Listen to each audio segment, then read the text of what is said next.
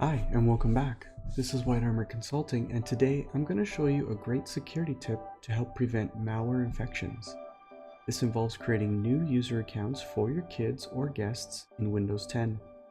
These accounts are called standard user accounts. Standard user accounts are great for multiple users logging onto a single computer, like your kids, family members, and even guests. This account type can be used to prevent installation of software and even prevent some types of malware from gaining privileged access. The idea behind this is if malware takes advantage of a vulnerability on your system, they only gain standard user privileges. Administrator accounts can be used by malware to change settings globally, install programs, and even steal your valuable private information. Standard user accounts can run applications but cannot install new programs. If a task requires elevation, a username and password for an administrator account is required to pass the user account control settings. This account works best for kids, family members, and guests.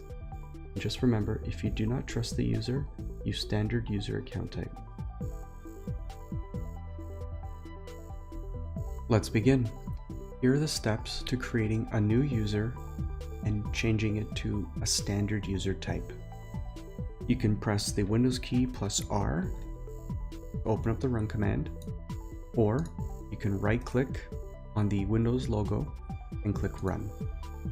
From here, you're going to type in NETPLWIZ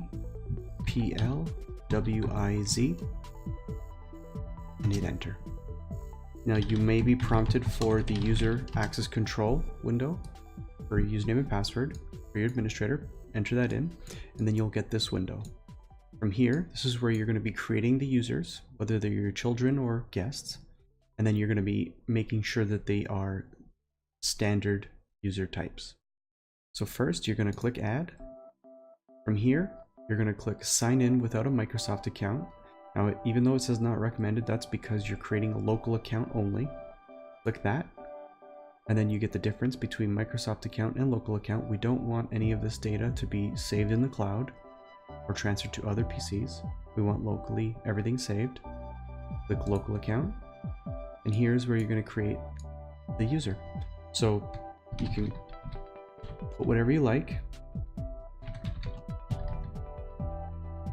for usernames and passwords. Password hint, you can put NA or actually put in a password hint just in case you forget it. Click next. Then you're going to add your user. Finish. Once that user is added, you're going to go to properties. You can fill in these details if you like, but first go to group membership and make sure standard user is checked on and click apply. After that's done, go to advanced. Make sure require users to press Control Delete. You can read the little blurb here that tells you how it protects you against certain types of malware. And after you've done that, you're pretty much done.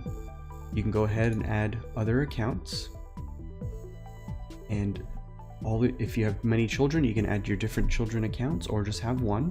And that account now, when you go to log out, you can go to the Windows login.